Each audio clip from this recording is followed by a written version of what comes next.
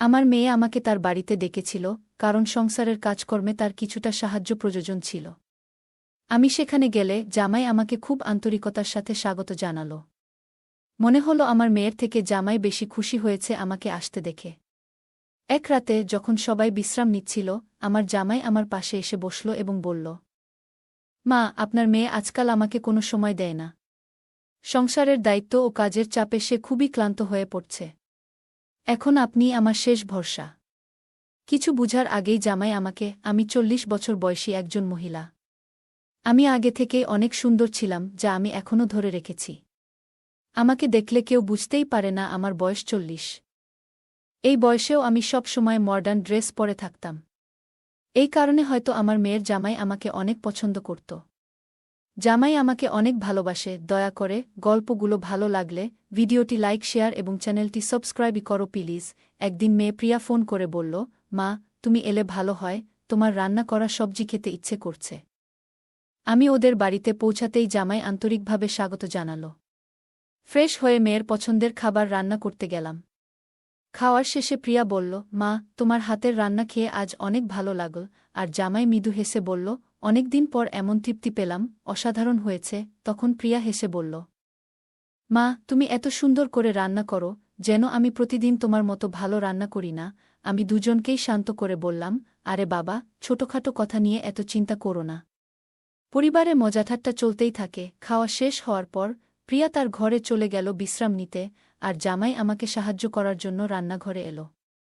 বাসনপত্র ধুতে সে আমার দিকে হেসে বলল, শাশুড়ি মা, আপনার রান্না সত্যিই জাদু আছে। আজকের খাবারটা একেবারে মন ভরিয়ে দিল। আমি কিছুটা লজ্জা পেলাম। আর এই বাড়িতে আসছি থেকেই জামাই যেন আমার পিছন ছাড়ছেই না।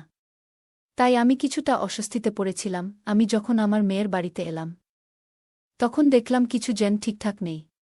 প্রিয়া আর তার স্বামী কুনাল এর মধ্যে একটা দূরত্ব কাজ করছে।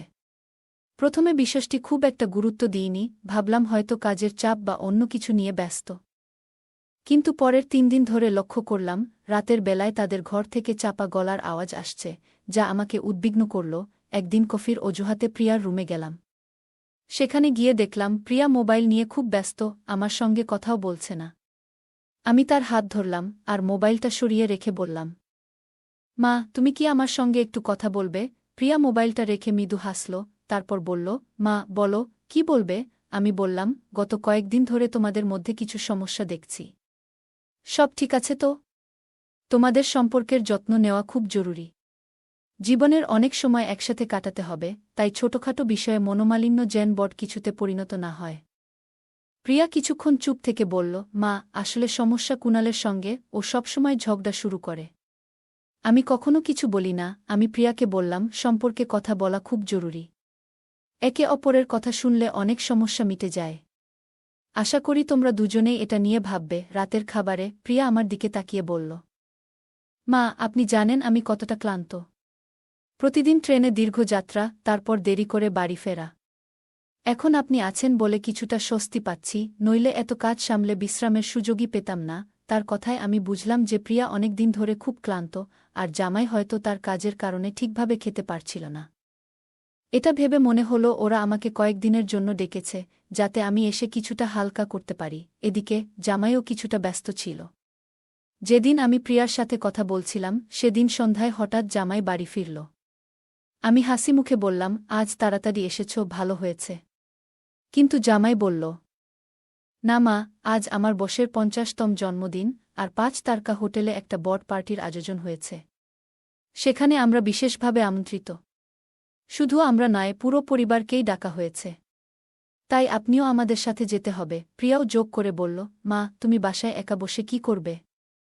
তুমি তো এখানে এসেছ, আমাদের সাথে চলো, একটু আনন্দ করবে। আমি প্রথমে রাজি হচ্ছিলাম না, কিন্তু ওরা দুজন পিডাপিডি করতে থাকল। শেষে ভাবলাম, সত্যিই তো, একটু বাইরে যাওয়া যাক। আমিও ওদের সাথে পার্টিতে যাওয়ার জন্য প্রস্তুতি নিলাম। আমি রাজি হয়ে আমার প্রিয় গোলাপি শাড়িটা পরে নিলাম। যখন আমি রেডি হয়ে বের হলাম, জামাই কুনাল মুচকি হেসে বলল, মা, আজ তোমাকে শাশুড়ি বলতে লজ্জা লাগছে। তোমাকে তো নায়িকার মতো লাগছে। আমি হেসে বললাম, আরে, বেশি প্রশংসা করতে নেই। জানি না কেন জামাই এখন এইভাবে কথা বলছে। কিছুক্ষণ পর আমরা সবাই পার্টিতে পৌঁছালাম। সেখানে জামাই এর বস এসে আমাদের সঙ্গে দেখা করলেন। আমাকে দেখে তিনি অবাক হয়ে জামাইকে বললেন, তোমার মা এত সুন্দর। বসের কথা শুনে জামাই হেসে বলল, হ্যাঁ, আমার মা আসলেই দারুণ। তার এই কথায় সবাই হেসে ফেলল, আর জামাই গর্বের সঙ্গে বলল, আমার মা সব সময় অনন্য। তবে পার্টির কিছু সময় পর প্রিয়া একটু বিরক্ত মনে হচ্ছিল। সে আমার কাছে এসে বলল, মা, এত সাজগোজ করার দরকার নেই, তুমি সব সময় সুন্দর। কিন্তু তোমার বয়স অনুযায়ী থাকতে শেখো। তার কথায় আমি একটু অবাক হলাম, তবে কিছু বলিনি। ভাবলাম ও হয়তো ক্লান্ত, তাই কিছুটা বিরক্ত। আমি ওদেরকে ছেড়ে আমার ঘরে চলে এলাম।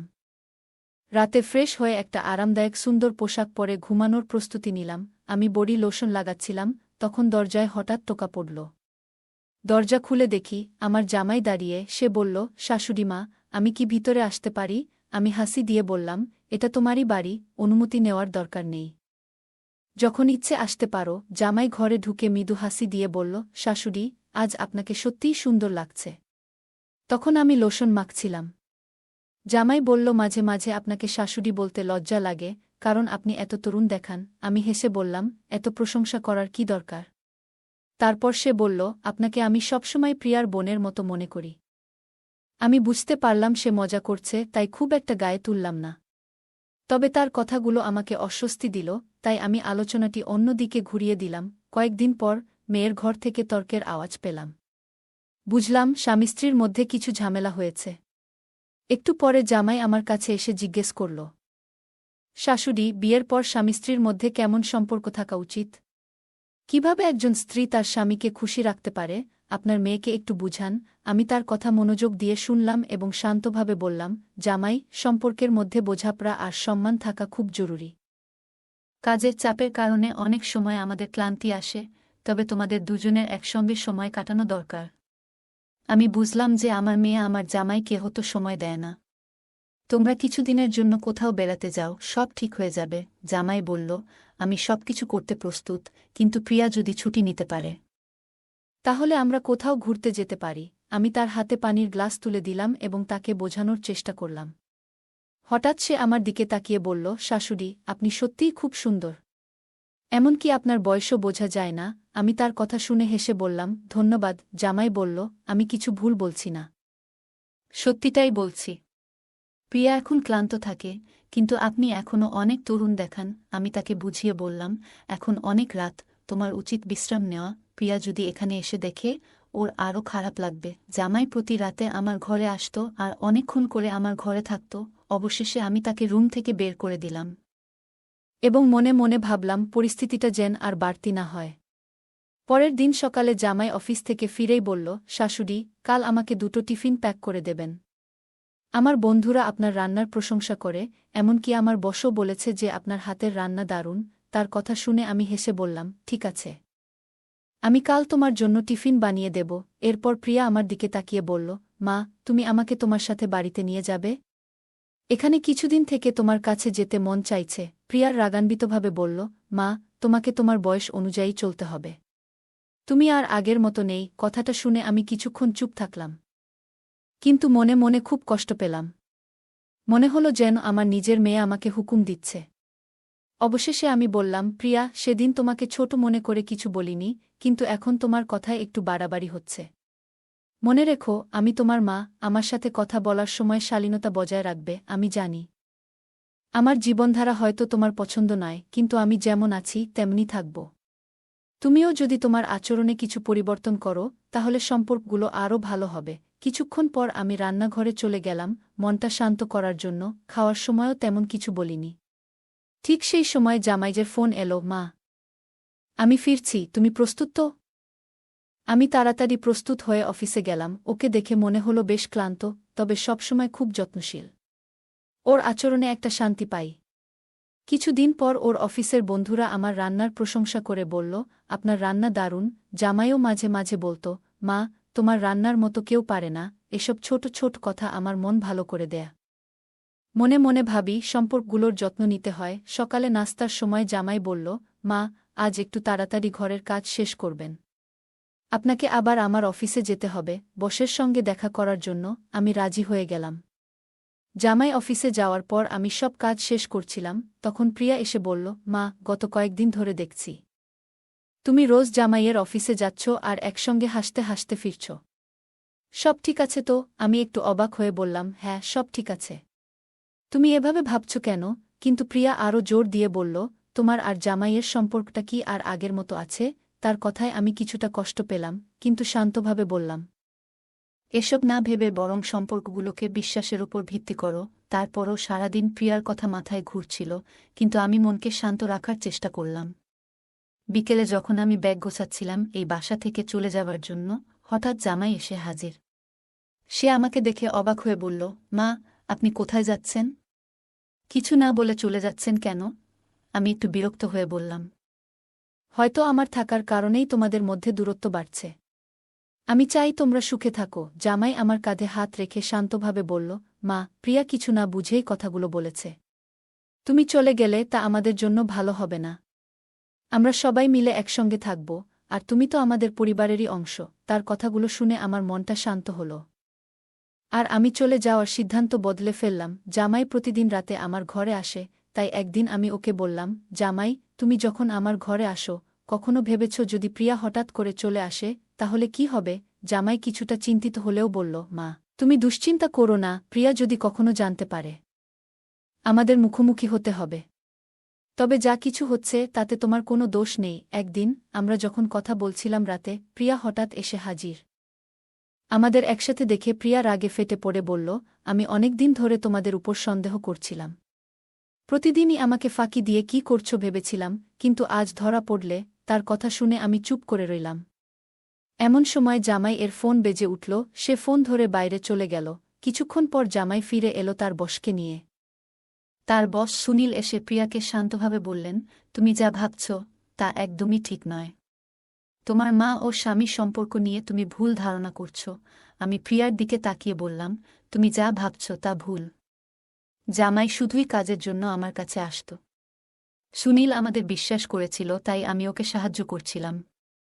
তুমি যা দেখেছ তাতে কোনো ভুল নেই, সুনীল যোগ করে বলল। আমি অনেক দিন ধরে তোমার মায়ের কাছে আসতাম কারণ আমি জানতাম সে একা থাকতে কষ্ট পায়। আমরা চাইছিলাম সে একটু শক্ত থাকুক। এসব শুনে প্রিয়া কিছুটা শান্ত হল, কিন্তু সন্দেহ পুরোপুরি কাটল না। আমি বললাম, তুমি ভুল ধারণাগুলো ছেড়ে দাও। যা ঘটছে তা সম্পূর্ণ ভুল। জামাই বলল, আমি একদিন বসের ফোনে বেশ কয়েকটি মিসড কল দেখতে পাই। জিজ্ঞেস করলে জানতে পারি অনেক আগে মা আর বস একসাথে কলেজে পড়তেন। তখন তাদের মধ্যে গভীর বন্ধুত্ব ছিল, কিন্তু পারিবারিক কারণে সম্পর্কটা এগোয়নি। ৩০ বছর পর তাদের আবার দেখা হলেও সেই অনুভূতি কখনো প্রকাশ হয়নি। আমি মায়ের আচরণ দেখে বুঝেছিলাম এই যোগাযোগ তাকে কিছুটা সুখী করছে, তাই মাঝে মাঝে ইচ্ছাকৃতভাবে বসের সাথে তার যোগাযোগ করানোর চেষ্টা করেছি। তুমি বিশ্বাসটা ভুলভাবে নিয়ে মায়ের উপর অভিযোগ তুলেছ। মা কখনো এই ব্যাপারে খোলাখুলি কথা বলেননি, কারণ তিনি জানতেন তুমি বিশ্বাসটা মেনে নিতে পারবে না। কিন্তু এখন মনে হচ্ছে মাকে তার নিজের সিদ্ধান্ত নিতে দেওয়া উচিত। মা চোখ মুছে বলল, মেয়ের সুখী সব, কিন্তু তোমার মুখ থেকে এমন কথা শুনব আশা করিনি। জীবনের এতগুলো বছর পর আমি চাই তুমি আর তোমার জামাই সুখে থাকো। জামাইয়ের অফিসের বস এর সাথে মায়ের সম্পর্ক নিয়ে আমার ভুল ধারণা ভেঙে গেছে। আমি বুঝেছি তারা কেবল কিছু সুখের মুহূর্ত চায়, একে অপরের পাশে দাঁড়াতে চায়। বিয়ের ২ বছর পরে আমরা আবার বেড়াতে গেলাম, যেখানে সম্পর্কের নতুন শুরু হয়েছিল। গল্পটা কেমন লাগলো জানাতে ভুলবে না।